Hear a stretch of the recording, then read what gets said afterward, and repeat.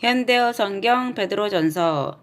바울의 편지가 주로 각 교회를 상대로 기록된 대반의 베드로의 편지는 광범위하게 전체 교회를 상대로 기록된 것이다. 베드로가 이 편지를 쓸 당시 교회는 유대교의 엄청난 박해를 받고 있었다. 사내들인 공의회에서는 예수의 이름을 부르는 것 자체를 금할 정도였다. 또 AD 51년 글라우디오 황제 이후 로마 제국의 박해도 엄청났다. 이 편지에 고난이란 말과 근심, 비방, 시험, 시련이란 말이 많이 나오는 것도 이 때문이다. 베드로는 이러한 박해 속에 고생하는 소아시아의 여러 그리스도인들을 위로하고 믿음과 용기를 북돋워 주려고 이 편지를 썼다. 그런 의미에서 이 편지는 소망의 편지라고도 할 수 있다. 베드로전서 1장. 인사. 예수 그리스도 사도 베드로가 본도, 갈라디아, 갑바도기아, 아시아, 비두니아에 흩어져 살고 있는 형제들에게 이 편지를 씁니다.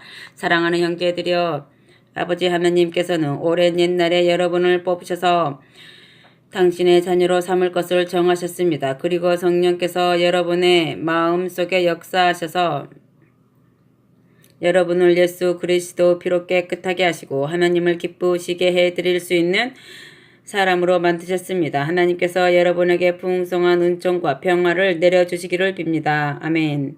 산 희망.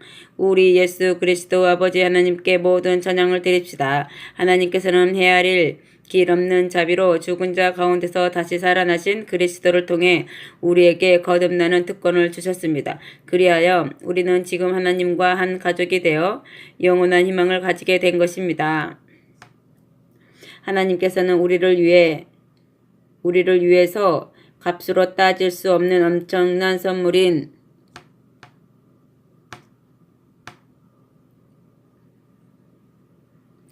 영원한 생명을 준비해 두셨습니다. 하늘에 보관되어 있는 선물은 순수하고 때가 묻지 않았으며 절대로 변질되거나 부패하는 일이 없습니다. 그리고 하나님께서는 여러분의 믿음을 하시고 크신 능력으로 여러분이 하늘에서 영원한 생명을 얻을 수 있도록 안전하게 지켜주십니다. 이 영원한 생명은 장차 올 마지막 날 모든 사람이 얻게 될 것입니다. 그러므로 진심으로 기뻐하십시오. 이 세상에서는 잠시 동안 여러 가지 시련으로 괴로움을 당하겠지만 앞에는 영원한 즐거움이 기다리고 있습니다. 이러한 시련은 여러분의 믿음이 얼마나 강하고 순수한 것인가를 보고자 하는 시험에 불과합니다. 마치 금이 불에 정련되어 순금으로 만들어지는 과정처럼 말입니다. 그러나 여러분의 믿음을 어찌 달아 없어질 금에 비교할 수 있겠습니까? 여러분의 믿음이 불과 같은 시련 속에서 연단을 받은 후에도 강한 믿음으로 남아있을 수만 있다면 여러분은 예수 그리스도께서 다시 오시는 그날 많은 칭찬과 영광과 영예를 얻게 될 것입니다. 여러분은 예수 그리스도를 한 번도 뵌 적이 없는데도 사랑하고 있습니다.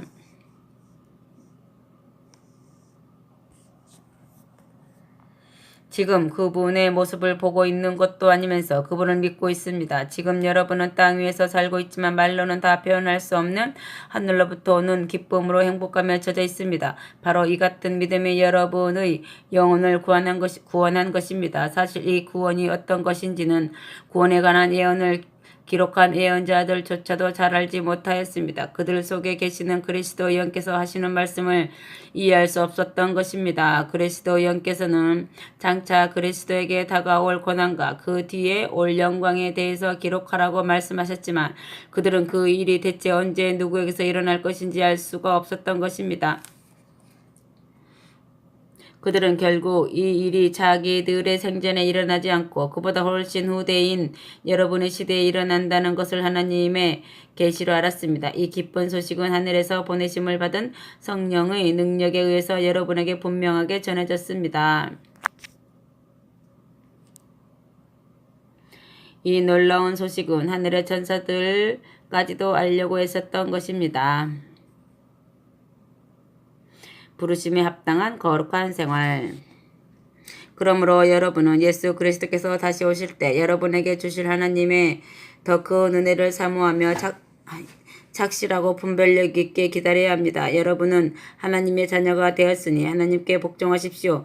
여러분이 전에 몰라서 악한 일을 저지르던 그 옛생활로 돌아가서는 안 됩니다. 이제는 여러분을 하나님의 자녀로 초청해 주신 분이 거룩하신 것 같이 여러분도 모든 행동에 거룩한 사람이 되십시오. 주께서 내가 거룩하니 너희도 거룩하라 고 말씀하셨습니다. 여러분의 기도를 들으시는 하늘에 계신 아버지는 결코 불공평하게 심판하시는 분이 아닙니다. 그분은 여러분이 행한 모든 일을 정의와 공평으로 심판하십니다. 그러므로 여러분은 지금부터 하늘나라에 들어갈 때까지 주님을 두려워하는 마음으로 경건하게 살아가십시오. 하나님께서는 여러분의 조상들이 하늘나라로 들어가려고 대대로 물려받은 전통에 매어 헛되이 애쓰던 그 길에서 여러분을 구원해 주셨습니다. 그러나 그것은 여러분이 다 잘 아는 대로 금이나 은 같은 것으로 값을 치르고 얻은 것이 아니라 한 점의 죄도 흠도 없으신 하나님의 어린 양이신 그리스도 고귀한 피로 얻은 것입니다. 하나님께서는 이 목적을 이루시려고 세상이 시작되기 전부터 그리스도를 택하셨습니다. 그리고 이 마지막 때에 여러분에게 복을 내리시고자 모든 사람이 다 볼 수 있는 형상으로 그리스도를 보내신 것입니다. 그리스도를 죽은 자 가운데서 다시 살리시고 영광을 주신 하나님을 믿고 의지하십시오. 이제 여러분의 믿음과 희망은 하나님께만 있습니다. 여러분은 여러분을 구원하신 그리스도를 믿음으로써 이기심과 증오심에서 벗어나 영원히 정결해졌으므로 이제는 모든 사람을 진정으로 사랑할 수 있게 되었습니다. 그러므로 마음으로부터 깊이 서로 뜨겁게 살아가십시오. 여러분은 새 생명을 가지고 있습니다. 그 생명은 여러분의 부모에게서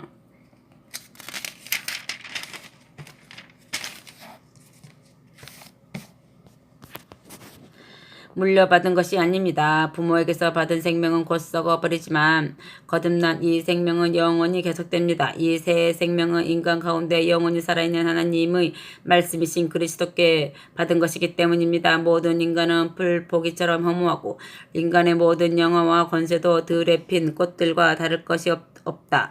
풀은 마르고 꽃은 시들지만 우리 하나님의 말씀은 영원히 있다. 이 말씀이 여러분에게 전파된 기쁜 소식입니다. 아멘. 산돌과 거룩한 백성 2장 여러분은 남을 미워하지 마십시오. 착한 사람인 채 하지 마십시오. 부정직하거나 남을 질투하거나 뒤에서 남을 흉보는 일이 없도록 하십시오. 그러니 모든 악의와 기만과 시기와 비방을 버리십시오. 마치 갓난아이가 젖을 찾듯이 자신의 구원이 완성되도록 간절한 마음으로 말씀의 젖을 사모하십시오. 여러분은 주님의 은혜를 이미 경험하여 알고 있습니다. 주께로 오십시오. 그분은 산 바위의 조석이시며 하나님께서는 그 위에 집을 지으십니다.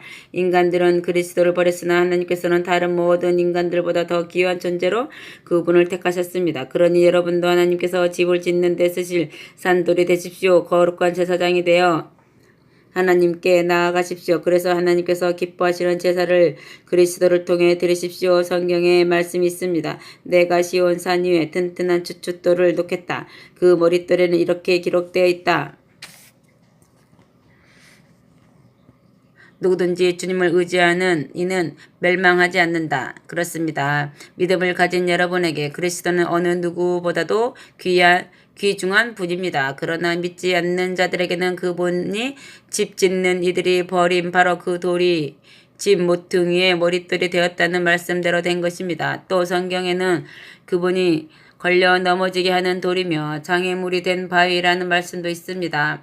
하나님의 말씀에 귀 기울이지도 순종하지도 않는 자들은 결국 이처럼 벌을 받고 넘어질 수밖에 없는 것입니다.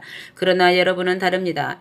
여러분은 하나님께서 선수 택하신 민족이요 왕의 제사장들이요 거룩하고 순결한 결의이며 하나님의 소유가 된 백성이기 때문입니다. 이것은 여러분을 어둠에서 불러내어 그 놀라운 빛 가운데로 인도하신 하나님을 널리 찬양하기 위한 것입니다. 여러분이 전에는 아무 가치 없는 사람이었으나 지금은 하나님의 자녀가 되었습니다. 전에는 하나님의 은혜를 알지 못하였으나 지금은 그 은혜를 입고 여러분의 생활이 변화되었습니다. 아멘. 하나님의 종다운 생활. 사랑하는 형제들이여, 여러분은 하늘에 고향을 둔 이 땅의 나그네들입니다. 그러니 여러분의 영혼에 싸움을 걸어오는 세상의 악한 쾌락을 멀리하십시오. 이방인들 앞에서는 더욱 여러분의 행동을 조심하십시오. 그러면 여러분을 의심스러운 눈으로 보고 욕을 하던 사람들도 여러분의 훌륭한 행동을 보고 그리스도께서 오실 때는 하나님을 찬양하게 될 것입니다. 주님을 위해서 국가의 모든 법률에 복종하십시오.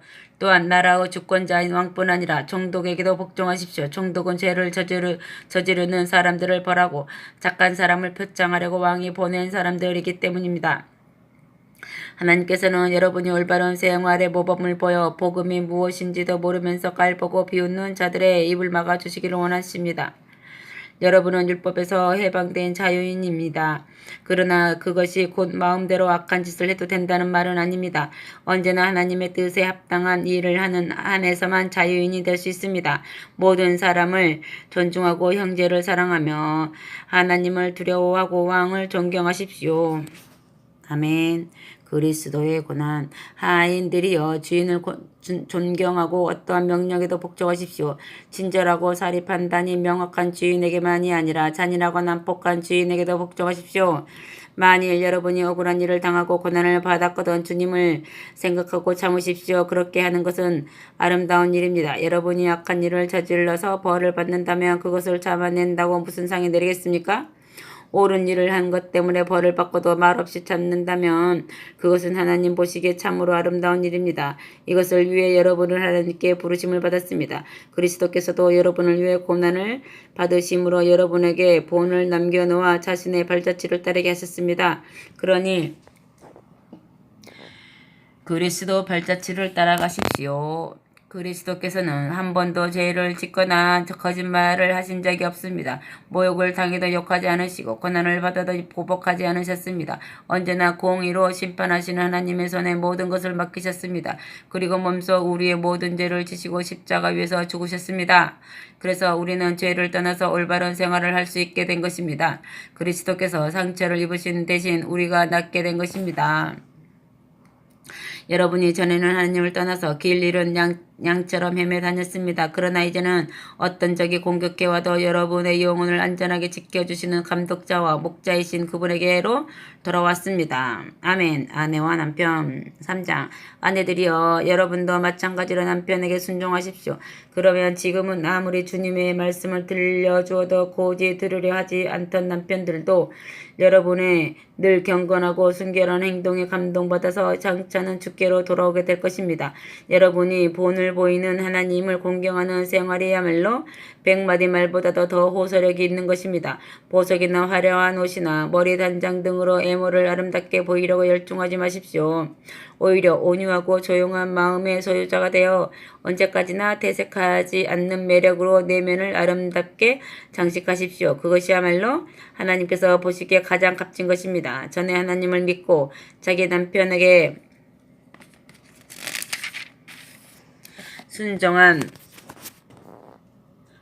여자들도 이와 같이 고상한 아름다움을 몸에 지니고 있었습니다. 아브라함의 아내 사라는 남편을 주인이라 부르고 순종하였습니다. 만일 여러분도 마치 좋은 딸들처럼 사라의 신앙을 따르고 바르게 행동하면 남편의 비위를 상하게 할까봐 염려하지 않아도 될 것입니다. 남편 된 사람들도 아내에게 세심하게 마음을 써야 합니다. 아내가 필요로 하는 것을 항상 보살펴주고 연약한 여자임을 인식하여 소중하게 여겨야 합니다. 아내는 하나님의 은혜를 함께 받는 반려자라는 것을 잊지 마십시오. 만일 아내를 구박한다면 여러분의 기도는 응답받지 못할 것입니다. 아멘.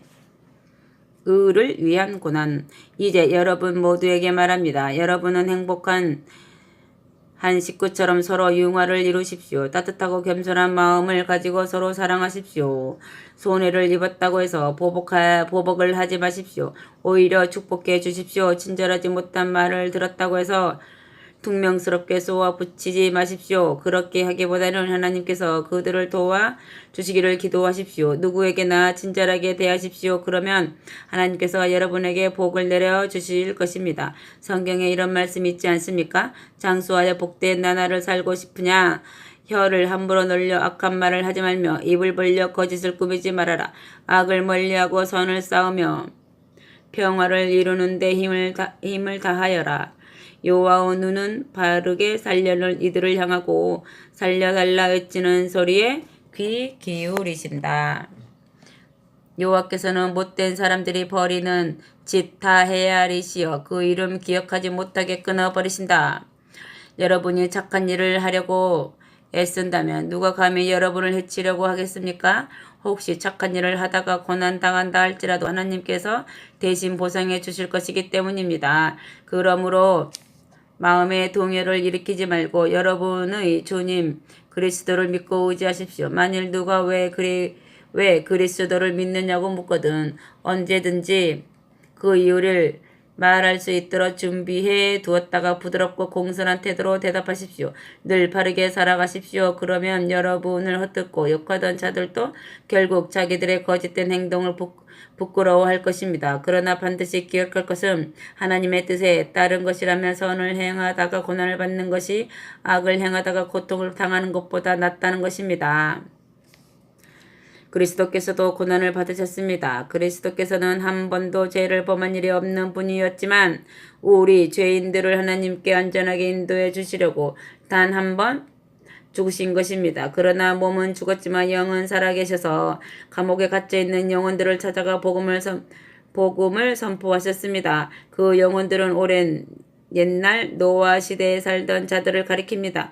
노아가 방주를 만들고 있는 동안 하나님께서는 그들도 순종해 오기를 참고 기다리셨지만 그들은 끝내 하나님을 거부하였습니다. 그래서 결국 그 무서운 홍수에서 구원받은 사람은 8사람뿐이었습니다. 이것은 오늘날 우리가 받는 세례와 깊은 연관이 있습니다. 우리가 세례를 받는 것은 그리스도의 부활을 통하여 우리가 죽음과 멸망할 운명에서 구원받는다는 것을 의미하기 때문입니다. 다시 말해서 세례는 단순히 우리 몸을 물로 깨끗하게 씻는다는 의미가 아니라 우리가 하나님께로 돌아와 죄에서 깨끗해지기를 하나님께 간구하고 그렇게 살기를 약속드리는 것입니다.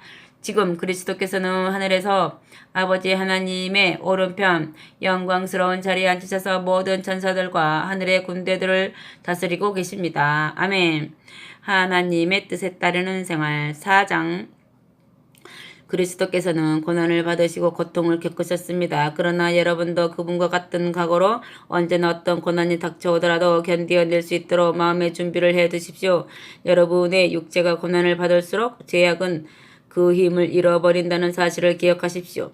여러분의 남은 생애를 악한 욕망으로 허비하지 말고 하나님의 뜻에 따라 살도록 애쓰십시오. 여러분은 과거의 방탕과 욕정과 술로 소유를 했으며 환락과 열애를 즐기며 우상 숭배에 빠지는 등 하나님을 두려워하지 않은 채 쾌락만을 찾아 살아왔습니다. 물론 여러분의 옛 친구들은 그 같은 방탕한 생활에 여러분이 더 이상 빠져들지 않는 것을 보고 이상히 여길 것입니다. 그뿐 아니라 여러분을 경멸하고 비난하며 비웃을 것입니다. 그러나 그들은 결국 산자와 죽은 자 모두를 심판하시는 심판자 앞에서 자기들의 행위 때문에 형벌을 받게 되리라는 것을 기억하십시오.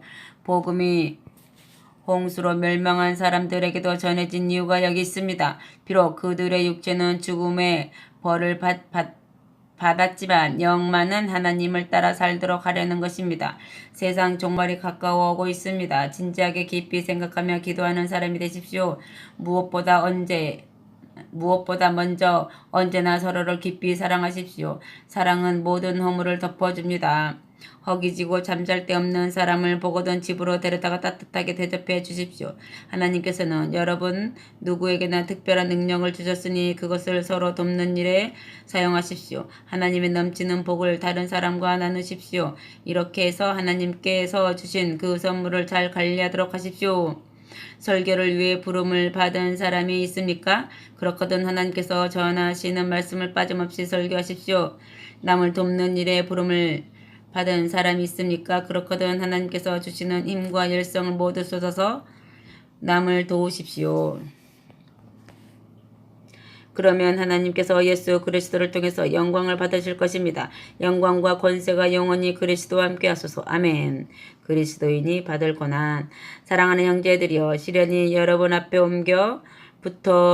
붙더라도 당황하거나 놀라지 마십시오. 여러분에게 닥치는 시련은 결코 이상한 것도 별다른 것도 아닙니다. 오히려 여러분을 그리스도 고난에 동참하게 하려는 것이니 진정으로 기뻐하십시오. 장차 그리스도의 영광이 나타나는 날 여러분은 그 영광을 함께 받고 하는 기쁨을 맛보게 될 것입니다. 여러분이 그리스도인이라는 것 때문에 저주와 모욕을 당하거든 행복해 하십시오. 하나님의 영이 그 영광으로 여러분을 감싸 주실 것이기 때문입니다. 누구든지 사람을 죽이거나 도둑질을 하거나 말썽을 일으키거나 남의 일에 쓸데없는 간섭을 해서 벌을 받는다는 말이 내 귀에 들리는 일이 없도록 하십시오. 그러나 여러분이 그리스도인이라는 이유로 고통받는다면 그것은 조금도 수치스러워할 일이 아닙니다. 오히려 그리스도의 한 식구가 되어 그리스도의 그 빛나는 이름으로 불리는 특권을 받았다는 증거이니 하나님께 찬양을 드리십시오.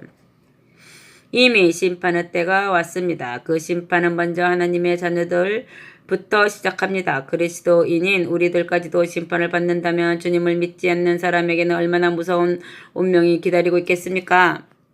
의롭다고 인정받은 사람도 겨우 구원을 얻는다며 하나님을 믿지 않는 사람들의 마지막은 도대체 어떻게 되겠습니까? 그러므로 하나님의 뜻에 따라 옳은 일을 하다가 고난받는 사람들은 그 일을 계속하십시오. 그리고 여러분을 지으신 하나님께 자신을 맡기십시오. 하나님께서는 결코 여러분을 모른 채 그냥 내버리시지 않을 것입니다. 아멘. 하나님의 양떼를 돌보라. 5장. 이제 교회의 장로들에게 한마디 당부해 두고자 합니다. 나는 같은 장로로서 그리고 그리스도께서 갑자기 십자가 위에서 죽으신 것을 직접 본 증인이며 그분이 다시 오시는 날 그분의 영광을 함께 나누게 될 사람으로서 동역자 여러분에게 간청합니다. 하나님의 양떼를 잘 돌보십시오.